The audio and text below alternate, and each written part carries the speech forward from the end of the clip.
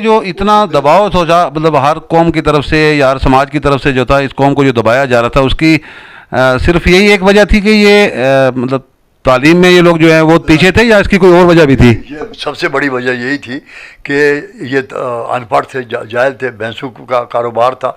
और भैंस एक ऐसा जानवर है जिसका पेट पलता ही कभी नहीं। भैंसों वो ऐसी ऐसी बला है कि आदमियों को खा जैसा। तो बच्चे भी साथ, अगर ऊपर बैक ऊपर जाना तो बच्चे साथ, कोई किसी तालीम में नहीं जाते थे, पढ़ते नहीं थे। लिहाजा ऐसी क्लास की ज़रूरत थी उन लोगों को जो आपने आपको कहते थे हाँ जी बड़े राजपूत हैं, हम बड़े जी हम बड़े हैं, तो लिहाजा हमारी को खिदमत के लिए कोई तबका चाहिए। तो ये अनपढ़ तबका चाहिए था उनको, जो उसका घास काटे, उनकी भैंसों को चराए, उनका कारोबार करे, उनकी खेती बाड़ी करे। वो तो फौज में भर्ती होते थे। तो गोया कि जानबूझ के ही इनको तालीम से दूर रखा जाता था। हाँ बिल्कुल, डेलिबरेटली, यानी साजिश होती थी कि गुजरों के लड़के पढ़ने नहीं चाहिए। अगर वो कल पढ़ गए तो फिर हमारा घास कौन काटेगा, हमारी लकड़ियाँ कौन लाएगा, हमारी नौकरी कौन करेगा। लिहाजा गुजरों, एक वाक़या मैंने यहाँ बयान किया है, यहाँ इसी मेरी किताब में है वाक़या। एक मौलवी इस रजौरी से ऊपर फतेहपुर के साथ सैम सुमत का एक नौजवान चला गया पंजाब। वो पंजाब से दीनी तालीम पढ़ के आलिम बन के आया। तो उनके घर से ही रास्ता बड़े तबके के, जो बड़ा मिर्ज़ों का तबका था ना, उनके सैन के ऊपर सैन से रास्ता गुजरता था। तो जब वो बैठा चारपाई पर बैठा हुआ था मौलवी, वो पंजाब से आया, पढ़ के आया फजा से, तो बुआ जो गुजरी जब, तो वो नहीं उठा, चारपाई बैठा रहा। उन्होंने जाकर कहा कि इतना गुस्ताख, जो हम जब सैन से गुजरी तो वो उठा नहीं, चारपाई पर बैठा रहा। फिर वो मिर्ज़े आए तो उन्होंने उसके जो ये हाथ थे, ये चारपाई के पाए जो थे उनके नीचे रख कर सारी रात लेटे रहे, उसके पाए रख इतना जुल्म किया। और फिर वो भाग गया। फिर वो ज़िंदगी भर वापस रजौरी नहीं आया। ये वाक़या मैंने बयान किया है किताब में, ये आप पढ़ेंगे आपको मालूम होगा कि इसमें मैंने बयान किया है। जी नाज़रीन, आपको बीच में मैं एक ये इनकी किताब है, हज़रत ने जो एक किताब लिखी है, मैं आपको बीच में वो दिखा देता हूँ, जिसमें इन्होंने पूरा अपना वाक़या बयान किया है। ये इन्होंने किताब का जो है नाम है कायद आला चौधरी दीवान अली हयात और कारनामे।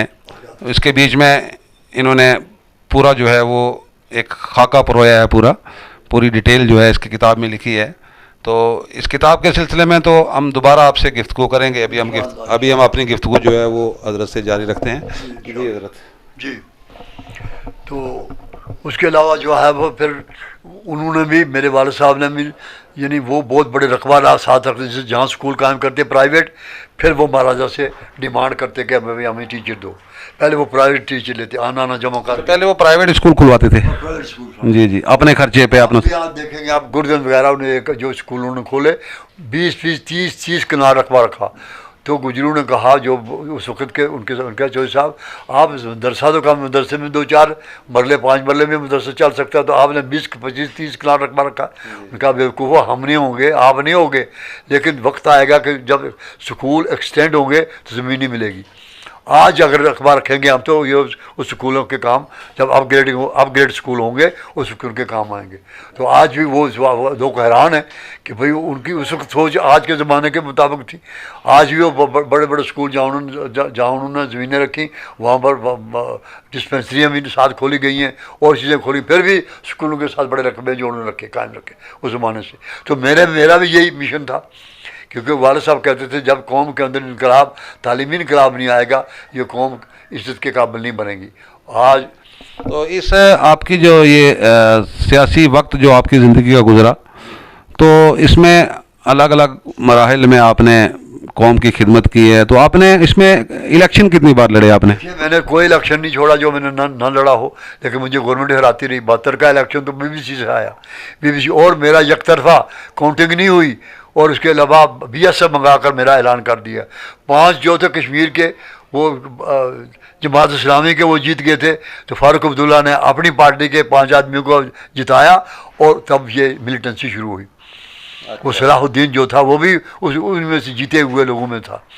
उसको वो फिर उधर भाग गया। वो जम्मू सूबे में बाद मेरी सीट थी 1972 में, जो BSF मंगा कर एक तरफा ऐलान कर दिया। मतलब आपके खिलाफ ऐलान करवा दिया। आपको मेरे खिलाफ ऐलान कर दिया, यानी कांग्रेस का कैंडिडेट उसको जिता दिया गया और मेरे लिए ऐलान कर दिया गया कि जी हाँ ये इतने, हालांकि काउंटिंग हुई होने नहीं दी। और आपको एमएलसी कब बनाया गया था? एमएलसी 1961 में, क्योंकि मैंने बगावत की बख्शी कलाम के खिलाफ कि रियासत में इतनी बड़ी तबका होने के बावजूद किसी जगह नेशनल कॉन्फ्रेंस जो है, यहाँ पीढ़ी में, पनाड में, कराड में आपके रजौरी के जो कश्मीरी थे वो हल्का सदर बनते थे, यानी डेलीगेट बनते थे, गुजर को नहीं बनाता था कोई भी। मैं पहला आदमी हूँ जिसने यानी नेशनल कॉन्फ्रेंस में इलेक्शन लड़के नौशहरा मिर्ज़ा इकबाल को हराया और तहसील प्रेसिडेंट बना। तो बख्शी कलाम अहमद हैरान हो गया कि ये आदमी जो अभी परे से आया और यहाँ आकर नेशनल कांग्रेस का तहसील प्रेसिडेंट बन गया। तो शाल साहब, अल्लाह जनसीब करे, शाल साहब मेरे साथ बहुत प्यार करते थे, वो एमएलए थे कश्मीरी बरादरी से मरहूम। तो उन्होंने बख्शी कलाम से कहा कि ये ख़ानदान ही ऐसा है कि इसको कोई इधर उधर करने वाला, ये बहुत अजीम ख़ानदान है, इसकी बड़ी कुर्बानियाँ हैं इन लोगों को उठाने के लिए, ज़िंदा करने के लिए, इनके अंदर रूह और इंसानी रूह जो है, इनकी माजी जो इनको याद दिलाने के लिए इसी ख़ानदान का काम है और किसी का काम नहीं है। तो इसको मैं कैसे, उन्होंने कहा ये उधर से आया था, यकल कैसे बन गया तहसील प्रेसिडेंट नेशनल कांग्रेस का? उन्होंने कहा इनको रोकने वाला था ही कोई नहीं, ये तो कल मेरी जगह डिस्ट्रिक्ट प्रेसिडेंट। उसने फिर कश्मीरी में कहा कि तूने अपने लिए ये जो जहर पैदा किया ये तुझे काम आएगा। वो वाकई भी काम आया। हाँ, उसके बाद फिर वो आया यहाँ, रोया, शाल बड़ा, फिर बड़ी जंग लड़ी मैंने बख्शी कलाम के ख़िलाफ़। मुझे पुश बैक करने के लिए, मेरे बाल बच्चे को पाकिस्तान फेंकने के लिए साजिश हुई। फिर एक बेचारा वो जनरल सेक्रेटरी था सरदार कुलवीर सिंह, तो बख्शी डाक बंगला में मैंने एक तहरीक चलाई, यानी यहाँ से रजौरी से लेकर पुंछ तक, बख्शी कलाम अहमद जिंदा, नेशनल कांफ्रेंस जिंदाबाद, लोगों की मर्जी जिंदाबाद। अब ये नारा जो था बख्शी के लिए अजीब था, वो सोल का। ये तहरीक आपने शुरू की? ये तारीख शुरू की ना, मैंने कहा भैया लोगों की मर्जी जिंदाबाद। अब बख्शी का दौरा जब हुआ कंडी, तो मैं तहसील प्रेसिडेंट था, माइक मैंने अपने हाथ में रखा। अयूब खान साहब मरहूम, वो प्रोविंशियल प्रेसिडेंट थे नेशनल कांग्रेस के, मैंने उनको माइक नहीं दिया, मैंने बख्शी कलाम के हाथ में दिया। तो मैंने ज़बरदस्त तकरीर की और उल्लामा इकबाल, मौलाना रूम और क्या नाम है, रूहानी भी की और सियासी भी, सब तरह की। फिर जब उन्होंने मेरे खिलाफ भड़काया हुआ था बख्शी कलाम को कहने कि ये आदमी, ये जो नारा इसी का लगवाया हुआ नारा है कि लोगों की मर्जी जिंदाबाद, तो जब तक इसको आप नहीं साफ़ करते, रास्ते से नहीं हटाते, ये आपको चैन नहीं लेने देगा। मैंने 20-25 गुजरों को, दाढ़ी वाले, बड़े लंबी दाढ़ियों वालों को इकट्ठा किया। मैंने कहा तू बख्शी की गाड़ी के आगे लेट जाना, कहना एक सीट रियासत में हमें दे दो, तुम्हारी नेशनल कॉन्फ्रेंस हमारे किसी एक आदमी को पूरी रियासत में किसी कॉन्स्टिट्यूंसी से एक सीट को दे दो। तो तुम बख्शी ताड़ के जान गया कि ये आदमी तैयार किए हुए हैं, वो खड़े थे रास्ते में। तो बख्शी ने मिठाइयाँ मंगा ली, गुजर मीठे पर बैठ जाता है। जब वो टाफियाँ देने शुरू की, मडगाट पर खड़े आस्था से ड्राइवर को इशारा किया कि निकाल। मैं ऊपर था जीप से, मैं देख रहा था कि गुजर कोई एक्शन करते हैं कि नहीं करते। वो टाफियों में बोल के गुजर, मैंने कहा खो ये कौम अभी इस काबिल नहीं है कि ये अपना हक मांग सके ये इस काबिल नहीं है, अभी जद्दोजहद करनी पड़ेगी, अभी बड़ी स्ट्रगल की ज़रूरत है। फिर मैंने अपनी जीप दौड़ाई, मैं जब सबसे पहले रजौरी पहुंच गया। रात को जिन्होंने इन्होंने मनसूबा बनाया बख्श साहब से कि इसके बच्चों को यहाँ से पुश बैक करो, इसको आरसफरा बॉर्डर से पुश बैक करो। आज जीपी को ऑर्डर दे दिया बख्शी कलाम ने। अब मुझे को मैं घर से सुबह जब गया डाक बंगलो कि भाई वो आप बख्शी का टूर है, पुंछ जाना है बख्शी साहब का, तो प्राइम मिनिस्टर साहब बख्शी कलाम। मैं जब गया तो वहाँ हमें नहीं पता चला कि मेरे अब आज जीपी को आराम है कि मैं मुझे यहाँ से पकड़ना है, मेरे बाल बच्चे को यहाँ से लेना है, पुश बैक करना है, पाकिस्तान धकेल दो। उस सरदार जो सेक्रेटरी था, प्रोविंशियल सेक्रेटरी सरदार कुलबीर सिंह, उसने बख्शी कलाम नहारा था गुस्से खाने में, कहा बख्शी साहब तौलिया पहनो और मेरी बात सुनो। बख्शी कलाम को तौलिया पहनना पड़ा, प्राइम मिनिस्टर को। और क्या बात है भाई सरदार साहब, उन्होंने कहा एक तबके को आपने एक टिकट नहीं दिया रियासत में, और जो आदमी उसके लिए आवाज़ उठा रहा है उस तबके के लिए उसको आप पुश बैक कर रहे हो, ये तो आग लग जाएगी गुजरों में और हमारी बहुत सारी सीटें हार जाएंगे हम ये किस आदमी, किस बेवकूफ़ के बच्चे ने आपको ये मैं जनरल सेक्रेटरी हूँ प्रोविंस सूबा का पार्टी का, आप फौरी तौर पर बुलाया जी को और आप अपना ऑर्डर वापस लो। बख्शी ने वो तौलिया लपेटे हुए आई जी को बुलाया, कहा भाई कोई एक्शन नहीं करना, हमें कोई इल्म नहीं। अच्छा, आपको इसका पता ही नहीं। बाद में जहाँ इनकलाब फैज हुसैन इनकलाब और मेरा भतीजा इन्होंने बड़े आवाज़ें लगाए होते, इनको भी बुलाया बख्शी गुलाम ने। तो उसने कहा अभी तुम इनकलाब तुम कब आए? उसने कहा बख्शी साहब एक दफ़ा 47 में आया, एक दफ़ा फिर आने वाला हूँ, अभी 65 नहीं आया था। अच्छा अच्छा अच्छा। तो वो उन्होंने बेबाखाना तकरीरें की, उसको तो सोशल असर बना दिया, मेरे भतीजे को क्या नाम है वीडियो बना दिया बख्शी गुलाम ने, क्योंकि वो थोड़ा सा डाल के वो ठग लेता था। हाँ वह मेरे कहने लगा भी मेरे लिए उन्होंने बड़ा किया, गिरफ्तारी के लिए किया, बड़ा कुछ किया, लंबा चौड़ा, आर्मी पुलिस लगी पीछे, लेकिन मैं काबू नहीं आया। मैं दिन को जलसे करता था, बड़ी पब्लिक होती थी, दिन को तो मुझे हाथ में नहीं डाल सकते थे। रात के जहाँ मैं रात में आपका कहना कि मैंने आज कराटे रात को रहना, तो रहता था मैं तीसरे जाके तीसरे गाँव में। लिहाजा वो मैंने एक दिन फिर वो ला में चौधरी ममदी देदड़ ला में वो मेरा हमजुल्फ भी था, तो रमज़ान का महीना था, वहाँ हाजी फजल सैन मियाँ मशीर साहब आ गए और मियाँ साहब भी आ गए, बाबा साहब बड़े डाक बंगले में मुझे बिठाने के लिए बख्शी गुलाम ने भेजे कि उस आदमी को काबू करो। और हमारे उसने मैंने 6-8 आदमियों को तैयार कर लिया कि मैं लड़ना है, तो अगर 2 वोट मिले 4 वोट मिले, लेकिन ये तो पता लग गया कि ये कौम लड़ने के लिए अब तैयार है, अरे अपना हक मांगने के लिए तैयार है। जब ये पता लगा बख्शी को, उस वक्त सारे MLA जो थे उसको जिनको टिकटें मिली थी उनका जब तक इसको नहीं निकालते ये तो हमें तबाह कर देगा। तो फिर तब बख्शी ने मेरे ख्याल, फिर उसके बाद बख्शी साहब जब उनको मिलिट्री जाना पड़ा, ये बात सुना, लोगों की मर्जी जिंदाबाद। मैंने कहा बख्शी साहब पुलिस तक यही आपको सुनना पड़ेगा। अब मैंने आपके साथ कर लिया है, क्योंकि आप उन्होंने कुरान किया ला करके आइंदा जब हमारी पार्टी हम जहाँ गुजरों की आबादी हम उनको टिकट देंगे, लेकिन हम चूँकि टिकटें दे चुके हैं, अगर किसी की टिकट तब्दील करती है तो हमें पार्टी में परेशानी पड़ती है। लिहाजा आप जिद छोड़ दो और आप हमारे साथ पार्टी में रहो। तो हम आपसे ये कुरान करते हैं। जनरल सेक्रेटरी में दो परमिट मेरे लिए लाए, 2 परमिट पठानकोट से कश्मीर तक। मैंने कहा ये मेरे बच्चों का खून है, मैं अपनी कौम को 2 परमिट बेचने वाला नहीं हूँ। मुझे रोटी भूख सूखी मिलेगी, रूखी मिलेगी, मुझे चटनी से मिलेगी, मुझे मिर्ची से मिलेगी, मैं खाऊंगा, लेकिन मैं कौम का मुस्तकबिल बेचने को तैयार नहीं हूँ।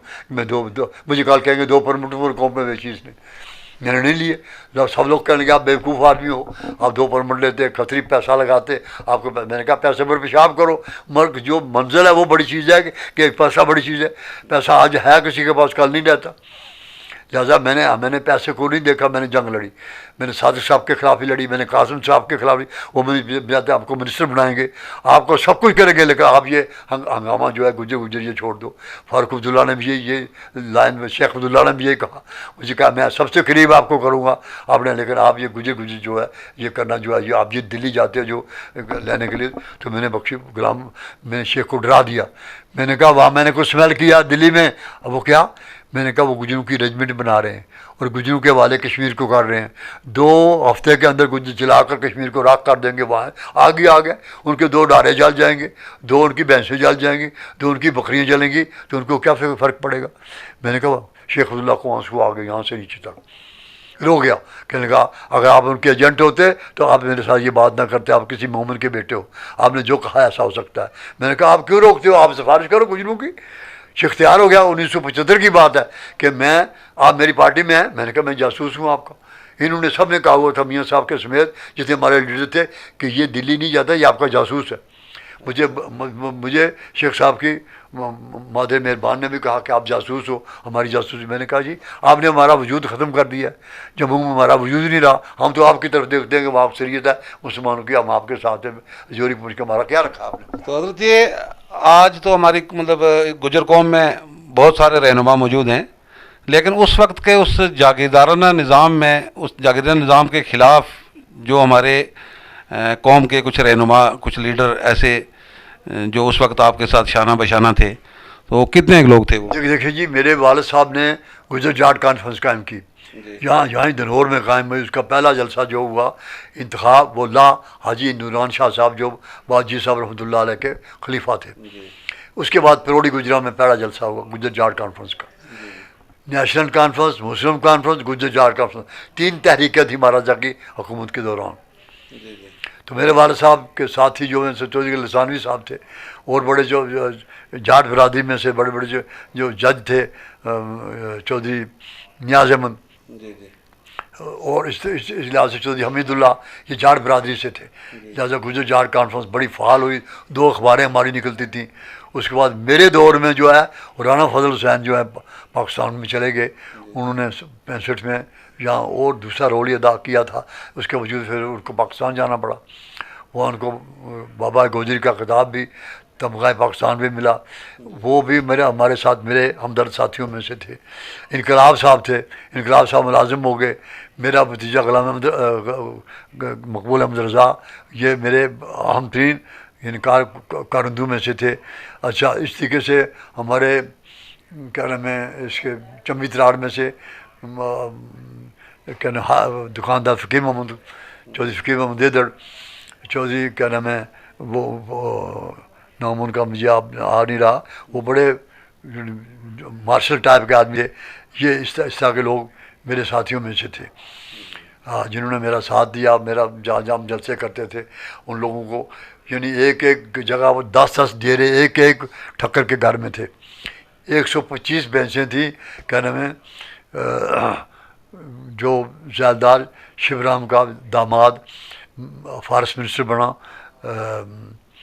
क्या नाम है उसका नाम मुझे नहीं अब आ रहा, उसके हाँ 10 डेरे गुजरों के थे जो काम करते। 125 बेंचें जिनका घास काटना, तो मैंने 10 के 10 डेरे उसके निकाले। फिर वो मुझे हाथ बांध गया, कहने लगा 25 बेंचें तो मुझको और मेरी बीवी घास नहीं काट सकती, अब मेरे साथ जाती ना करो। वो जो लोग थे वहाँ उनकी पुलिस के साथ मिलना, लड़कियों का सौदा उन्होंने करना, गुजर अपनी लड़की नहीं दे सकता तो उनकी मर्जी के बगैर भैंसें लेनी, बकरियां लेनी, भेड़ें लेनी, गला लेना, और लड़कियां जो वो देते थे। तो जम्मू, कठुआ और उधमपुर में भी कुछ हमारे कुछ रहनुमा थे जो उस वक्त इस तहरीक के खिलाफ चल रहे थे। तो थोड़ा सा उसके बाद मैं लाया, हाजी बुलंद खान साहब उनके लड़के 2 MLA भी बाद में बने, लेकिन हाजी साहब बहुत छोटी मुलाजमत में थे। तो वहाँ पर बहरहाल से एक पठान ख़ानदान के अयूब खान साहब जो थे वो गुजरों की कॉन्स्टिट्यूंसी में आकर MLA बनते थे। बख्शी गुलाम मोहम्मद उनको वहाँ टिकट देता था। तो वहाँ मैंने हाजी बुलंद खान कोऑपरेटिव में छोटे मुलाजिम थे, तो मैंने इन पर नज़र रखी कि ये जब रिटायर होंगे तो इनको मैं खड़ा करूँगा। उसके लिहाज से मुझे अयूब खान साहब ने नुकसान भी पहुँचाया। मेरे पास फ्लैट था जम्मू में रहने के लिए, बैठने के लिए, वो खुद छीन लिया। वो कहा कि बख्शी साहब के शिकायत करके कि यहाँ गुजरों की मीटिंगें होती हैं, यहाँ ये होता है वो होता है। तो उसके बाद फिर हाजी साहब को मैंने ही तहरीक शेख अब्दुल्ला की तहरीक के साथ शामिल कर दिया। मैंने कहा भाई आप शामिल हो जाओ, एक दिन आएगा ये सौदा करेंगे, इनको ये डटे नहीं रहेंगे, ये चीफ मिनिस्टर भी कूल कर लेंगे, लिहाजा आपको भी मौका मिल जाए। तो उनको उस पार्टी में माज़ा शुमारी में जाने से फ़ायदा मिला कि टिकट मिला और वो MLA कामयाब है। फिर चेयरमैन भी रहे हाजी बुलंद खान, उनके लड़के जो दोनों MLA भी बने पीछे। अब वो एक ख़ानदान क्रिएट हो गया। जम्मू में सरवरी के साना थे जो अखबार अल इंसान अखबार निकालते थे। अच्छा, अल इंसान नहीं, नवाए कौम निकालते थे। सरवरी के साना जैसा बेटा माँ नहीं पैदा करेगी। बड़ी जद्दत, बड़े गरीबी में उसने हमारा साथ दिया। मेरे अजीब साथियों में से थे जम्मू में से। और उसके अलावा चौधरी क्या नाम उनका जम्मू से देखिए जी, वो ज़्यादार भी थे। और वो उनका इससे मुझे अब नहीं याद आ रहा है इस वक्त। हाँ, इस वक्त का जम्मू से काफ़ी लोग मेरे साथ जो थे, जो दिल्ली भी जाते थे, वो खर्चा भी करते थे। तो हम फिर होटल पर तो नहीं ठहर सकते थे, लेकिन हम गुजरों के यहाँ ठहरते थे, हिंदू गुजरों के यहाँ। तो फिर हम ST के लिए हमने मिलना, प्राइम मिनिस्टर को या दबाव डालना उन गुजरों का, या को बड़ा सम्मेलन हो। मैं यानी आखिर मध्य प्रदेश और राजस्थान के यानी बॉर्डर तक गया हूँ जलसों में, गुजरों के जलसों में, हिंदू गुजरों के जलसों में। उनसे फिर हमने प्रेशराइज भी कराया कि हमारी कौम जो है रियासत में मुसलमान होकर भी वतन परस्ती का सबूत दे रही है, तो उनको ST क्यों नहीं देते आप? तो जब ये हिंदुस्तान जब अंग्रेज़ों की ग़ुलामी से आज़ाद हुआ, तो उस वक्त अंग्रेज़ जो है वो जम्मू कश्मीर में भी पहुंच चुके थे, या कि जो इन्होंने उस वक्त सौदा किया था वो बाहर से ही किया था? महाराजा गुलाब सिंह को दी थी ना 75 लाख में कश्मीर। उसके बाद फिर ये इनका ख़ानदान था गया हरि सिंह तक। तो हरि सिंह की गवर्नमेंट जो है उसको गिराया 47 में शेख अब्दुल्ला ने और नेहरू ने। और वो शेख अब्दुल्ला और नेहरू के हिंदुस्तान में के साथ इलाक़ नहीं करना। उस वक्त महाराजों को, नवाबों को ये आर्डर था अंग्रेज़ों की तरफ से जब तकसीम हो गई कि भाई जो जिसके साथ जाना चाहता है अपनी मर्ज़ी से जा सकता है। तो ये महाराजा जो थे गैरतमंद था महाराजा हरि सिंह, इसने वफद भेजा 8 आदमियों का पाकिस्तान के कि मैं आपका सेक्रेटरी लेवल का आदमी अगर मुझे दावत देगा मैं आपके साथ जाऊँगा। मैं नेहरू, क्योंकि ब्राह्मण वर्सेस राजपूत टक्कर है ना, आज भी टक्कर है, लिहाजा वो राजपूत था, ये दोनों ब्राह्मण थे, शेख अब्दुल्ला भी ब्राह्मण और नेहरू भी ब्राह्मण। 2 ब्राह्मणों की साजिश ने 100 साल की हुकूमत को ख़त्म किया। लिहाजा महाराजा हरि सिंह इनके साथ नहीं जाना चाहता था हिंदुस्तान के। ये कहते हैं ना कि उसने इलाक़ किया है, तो जो ये बकवास करते हैं, झूठ। मैं गवाह हूँ, मेरे चाचा जो हैं वो वफ्द में गए थे पाकिस्तान, लाहौर तक गए, लेकिन उन्होंने कहा जी हमें कोई परवाह नहीं है, वो मुसलमानों की रियासत है, वो हमारी जेब में है। आज तक 70 साल हो गए उनकी जेब में नहीं आई। अगर उस वक्त महाराजा इलाक़ करता तो आज यहाँ और गल नज़ारा होता, यहाँ हिंदुस्तान की फौजें ना होती, कोई चीज़ नहीं होती। लेकिन उस वक्त जो गलती की वो उन्होंने की पाकिस्तान वालों ने कि उन्होंने कहा नहीं जी वो तो अक्सरियत की रियासत मुसलमानों की हमारी जेब में है। तो वो जब वफद गया उसको कायदा उनसे नहीं मिलने दिया। उसके बाद फिर महाराजा गैरतमंद था, वो बम्बे चला गया, उसने कोई दस्तखत नहीं किए। उसने कहा मैं इतना गैरत नहीं हूँ कि मैं नेहरू और शेख अब्दुल्ला के, और फिर उसको इस करण सिंह को अपने बेटे को जायदाद नहीं दी, उसने अपने पोते पोतियों को दिया, इसको मारूम कर दिया कि तू सदर रियासत क्यों बना, तू शेख अब्दुल्ला का सदर रियासत क्यों बना, तू गैरतमंद राजपूत होता तो तू ये चीज़ कबूल नहीं करनी थी। हमारी 100 साल हुकूमत को जिन लोगों ने ख़त्म किया तू उनका सदर रियासत बना। इसको एक पल ही नहीं दी, अपनी जायदाद से महाराजा हरि सिंह ने 1 पैसे की जायदाद नहीं दी। तो इस गुजर कौम के लिए जो है महाराजा हरि सिंह का खुद का क्या नज़रिया था अपना उसका? यानी वो हामी था और ये इल्ज़ाम था नेशनल कॉन्फ्रेंस का भी, मुस्लिम कॉन्फ्रेंस का भी, कि गुजर जाट कॉन्फ्रेंस जो है उसकी सरपरस्ती जो कर रहा महाराजा हरि सिंह करता, क्योंकि महाराजा ख़ानदान का जो था वो बड़ा गुजर जाट कॉन्फ्रेंस के साथ 2 अखबारें निकलती थी, उनका माली इमदाद से बड़ी गरीबी थी, मुझे के पास 2 अखबारें चलाने का कहाँ हिम्मत थी, लेकिन 2 बड़ी ज़बरदस्त और जावेद अखबार निकल रहा था मुस्लिम कॉन्फ्रेंस का, वो हमारी जमात का मुखालफ था।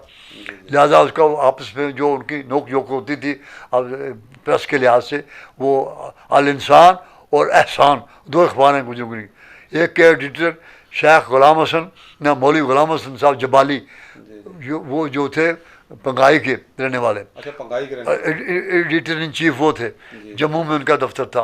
तो एक अखबार अल इंसान निकलती थी जिसके मौलाना मोहम्मद दीन बरनाला जो पाकिस्तान में आज़ाद कश्मीर, वहाँ के वो रहने वाले थे, और वो जनरल सेक्रेटरी भी थे गुजर जाट कॉन्फ्रेंस के और एडिटर थे अल इंसान के।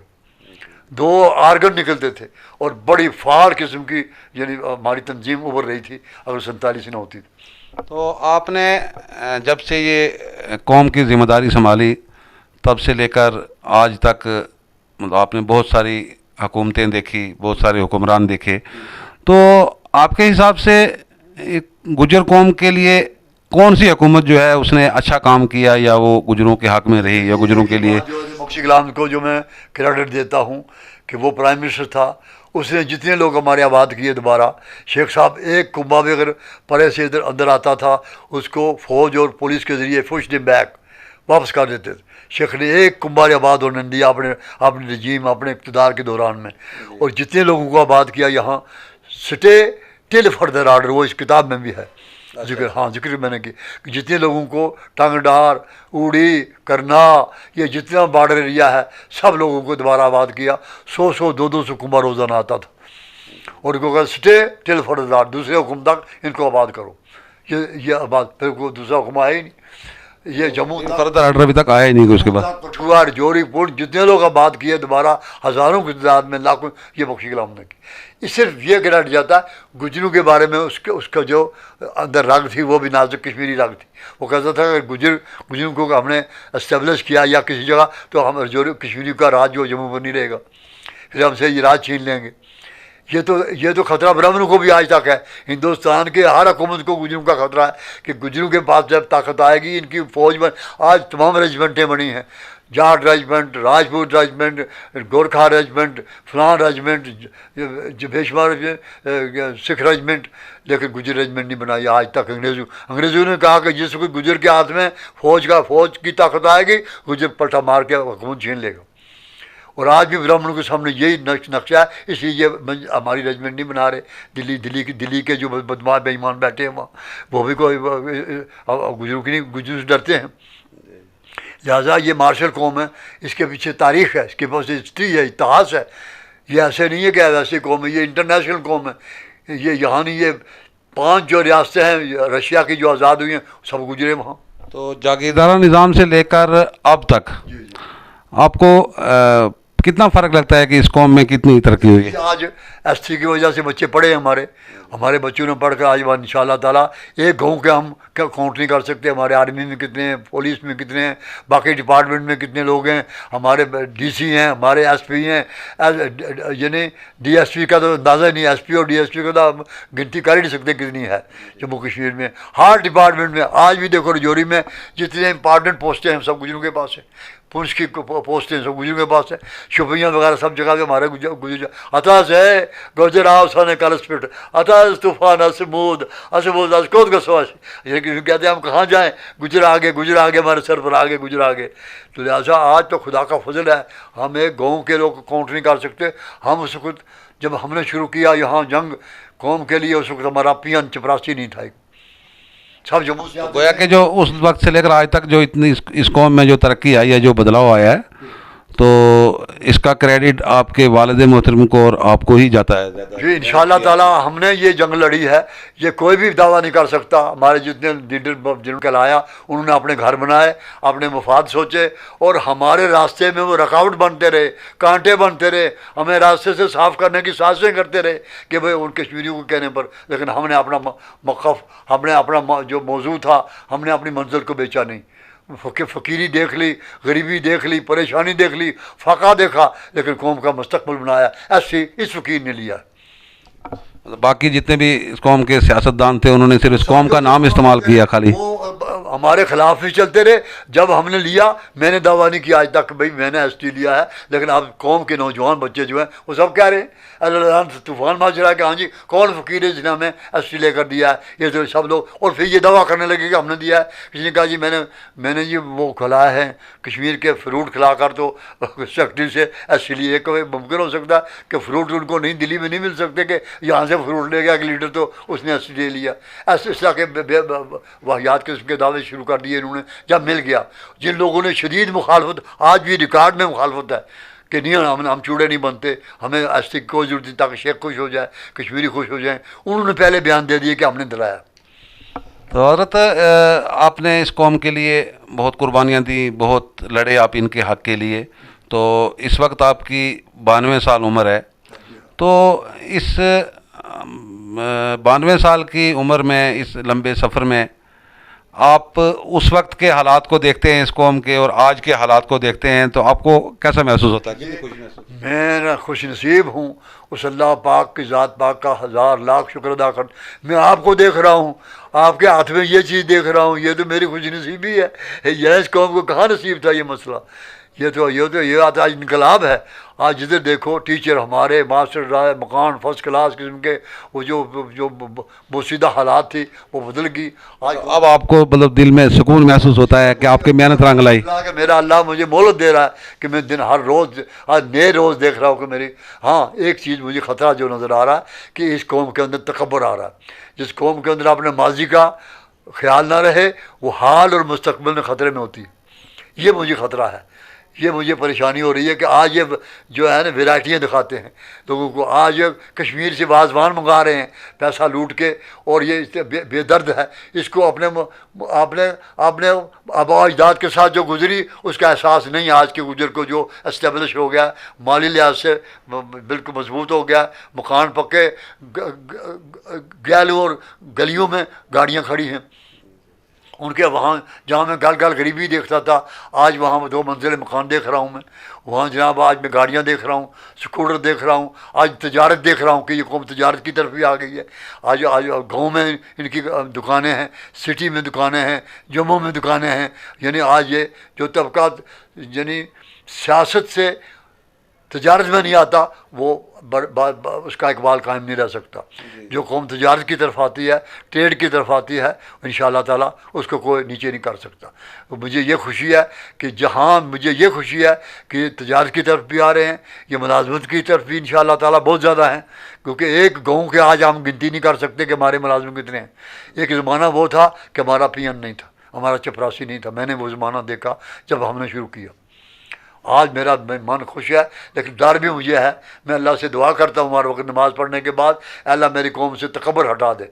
इनको गुरूर और मुतकबराना जो नाज है वो नहीं आना चाहिए इनके अंदर। हो गया अल्लाह तूने हमें ये करम नवाजी की है, तूने हमें ये स्टेज दिया है, तूने हमें बेदार किया है, तूने हमें ये गाड़ियाँ दी हैं, तूने हमें ये बिल्डिंगें दी हैं, तूने हमें सब कुछ दिया है। इसलिए हमें ये कायम रख, हमें लोगों की खिदमत करने की तौफीक दे। इस लिहाजा ये कमी जो मैं महसूस कर रहा हूँ, इससे डर रहा हूँ कि कहीं खुदा की और तादीब पकड़ ना आ जाए। तो मुझे लगता है हजरत के आपने जो जागीरदाना निज़ाम के ख़िलाफ़ एक जंग लड़ी, उस निज़ाम से इस कौम को बाहर निकाला। लेकिन दूसरी तरफ मुझे ये लग रहा है कि आपने कौमी इत्तेहाद को भी कायम रखा, क्योंकि उस जागीरदाराना निज़ाम में से जो उस वक्त के जो जागीरदार थे, उनके नस्लों में से, उनके ख़ानदान में से आज जो लोग मौजूद हैं, वो लोग और ये कौम जो है, आज की जो गुजर कौम जो है, ये लोग आप में मिलजुल के रहते हैं, इत्तेफाक से रहते हैं। आपको मुबारक देता हूँ कि हमारे और उनके आप में रिश्तेदारियाँ हो गई। ये खुशनसीबी की बात है। हमारे बड़े खूबसूरत लड़के, दूध घी खाने वाले लड़के, हसीन लड़के, जब वो पढ़ गए आला यानी पोस्टों पर आ गए तो आपसे रिश्तेदारियाँ हो गई। अब तो हमारी और पहाड़ियों के दरमियान कोई दूरी है ही नहीं। पहाड़ी हमारी बरादरी है, वो हमारी बरादरी है। सिर्फ ज़बान के लिहाज से वो कहते हैं हम पहाड़ी हैं, लेकिन राजपूत को लक़ब है, को राजपूत टाइटल है, राजपूत कौम कोई नहीं है। जो भी राजपूत होगा वो गुजर होगा। मैं दावे से कह सकता हूँ, मैं चैलेंज करता हूँ उनको को साबित करके राजपूत कोई कौम नहीं। मैंने एक आया यहाँ कहने का, मैंने कहा तेरे राज कहाँ है? राजकुमार, राजपूत जो राजा होता है उसका बेटा राजकुमार कहलाता है। तुम्हारा राज कहाँ है? तुम्हारी फ़ौज कहाँ है? तुम्हारी सल्तनत कौन सा? उसके सरहदें कहाँ? बताओ मुझे, तुम कैसे राजपूत कहलाते हो? मैंने कहा राजपूत ये टाइटल है गुजरों का, जो मुग़ल आज़म ने दिया था, अकबर ने दिया था। यानी गुजर महाराजा की अधिराज मान सिंह की महाराजा मान सिंह की बहन को शादी की, तो उससे जहांगीर था। तो लिहाजा ये कौम जो है, इसको ये टाइटल मिला है मुग़लों से। ये कौम राजपूत कौम कोई नहीं है, चौधरी कौम कोई नहीं होती, सरदार कौम कोई नहीं होती।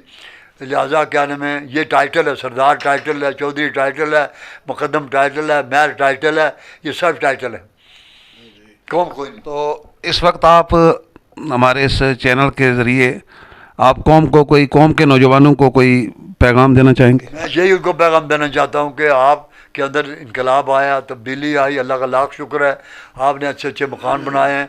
आप वो परोड़ी के पीछे पहाड़ी जो है उस तक भी टीन के मकान में देख रहा हूँ, फिर उसके डबल स्टोरियाँ देख रहा हूँ, जंगलों में देख रहा हूँ, पहाड़ों पर देख रहा हूँ, जहाँ दुश्वार गुजार कोई जाने का सवाल, वहाँ भी पक्के मकान देख रहा हूँ।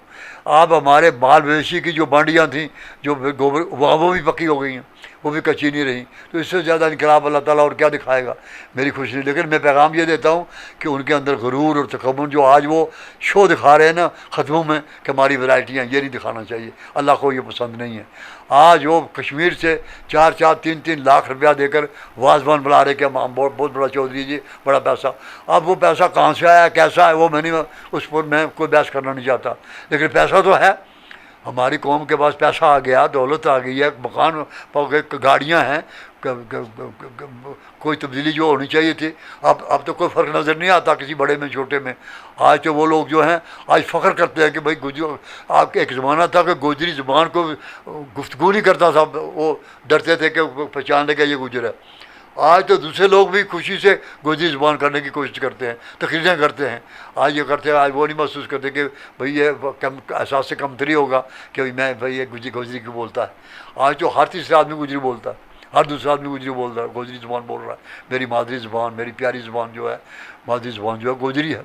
लिहाजा उसके लिए नौजवानों को मेरा पैगाम ये है कि भाई आप फले फूले हैं, लेकिन खुदा की तारीफ से डरना चाहिए, क्योंकि हम ईमान रखते हैं बतौर इस्लाम के कि हमारा ईमान उस खुदा पर है, वो खुदा मुतलक है, उसका निज़ाम जो है उसका ताबेदार रहना, उससे डर के रहना, फिर ये दौलत भी आपकी कायम रहेगी, मकान भी कायम रहेंगे, सारी चीज़ें कायम रहेंगी।